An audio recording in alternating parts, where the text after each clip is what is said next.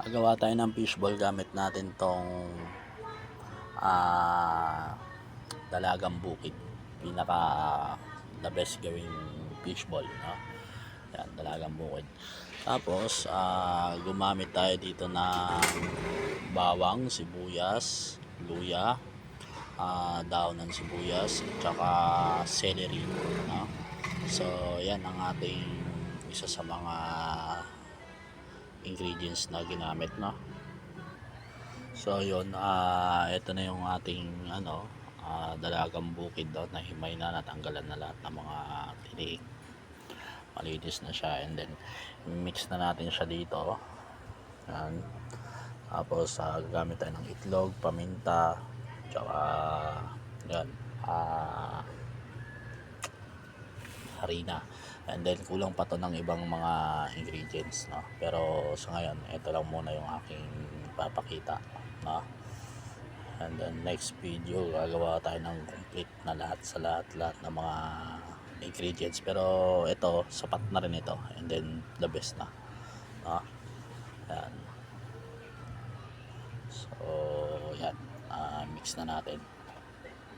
Ito na, nailagay na natin yung ibang mga ingredients, ano? At i-mix natin to.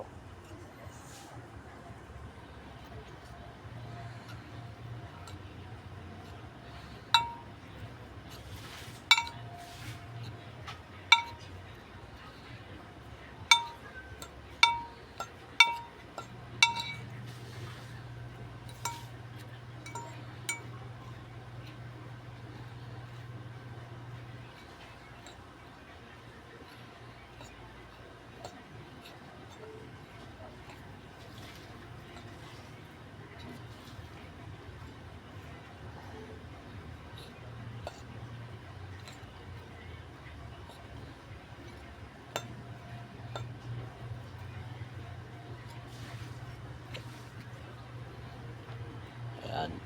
So ilalagay na natin yung ating isda.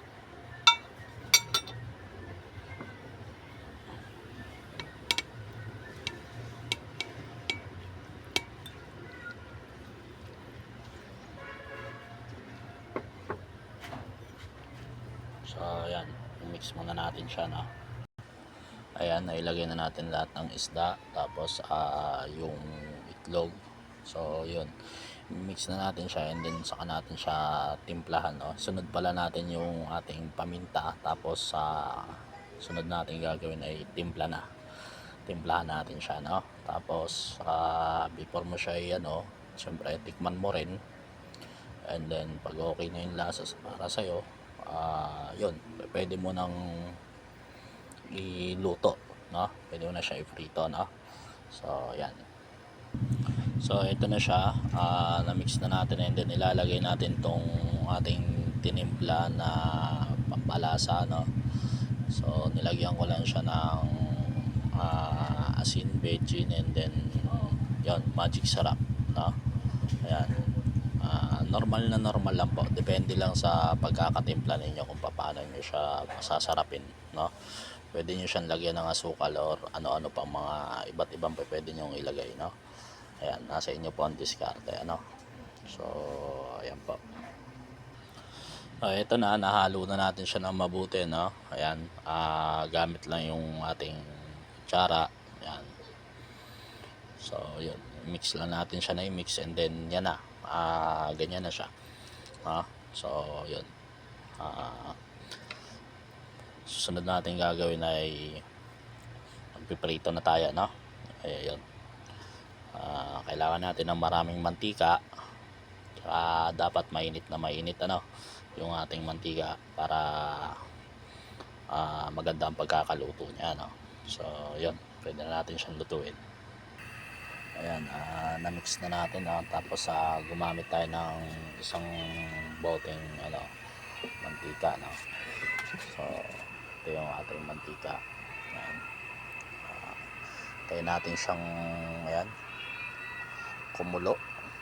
Ayan, no? And then saka tayo maglagay. Ito na, at ayan, nag-umpisa na tayo magluto, ano? So yun, pagka yan ay umangat, umalsa na, so ibig sabihin yan, luto na buong loob niyan, no? Pwede na natin kainin, ano? Yan, tignan natin yung susunod na mangyayari, ano? Tsaka tikman natin, then patikim natin sa iba kung anong lasa, anong sarap ng talagang fishball talaga, no? Ayun. So yun nga, ayan, umaangat na siya, no? Unti na siya naluluto. Ayan. Wow. Diba? Hindi na natin kailangan pa ng iba't ibang mga uri ng ingredients na yes or ano para lumutang. Pero pwede yung mga ganun na ano, kailangan pa natin ng iba't ibang klase ng ingredients para pambenta, kumbaga, na maging maalsa siya or ano. Pero sa ganitong paraan, maalsa naman siya. No? Ayan, sulit nga at kung i-market mo siya sulit din yung makakakain, ano. Ayan. Golden brown na, so ibig sabihin niya na luto na siya, no? Ayan. Lumutang na rin, ano. So ayan. Ito na po pala yung ating fishball, ano. Ayan. Try natin, ano, hiwain natin yung gitna para makita natin yung laman sa loob, ano.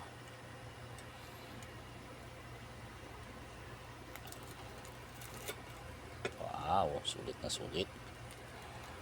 Ayan.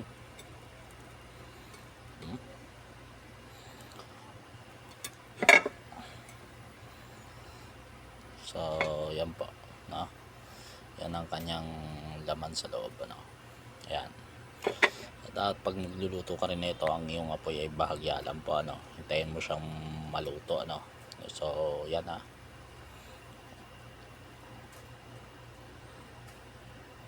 okay.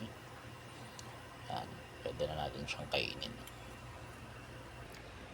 So yun, ang diskarte po pala para po maluto yung pinakaloob, no. Tusok-tusukin niyo yung gitna. Tusok-tusukin niyo po ng tinidor, ano, para manuot yung mantika doon sa loob niya, and then maluto ng gusto yung pinakaloob niya, no. So yan po. Maraming salamat po sa mga kapanood po ng video ko na to, ano. Yan, salamat po sa inyo. Thank you po, thank you.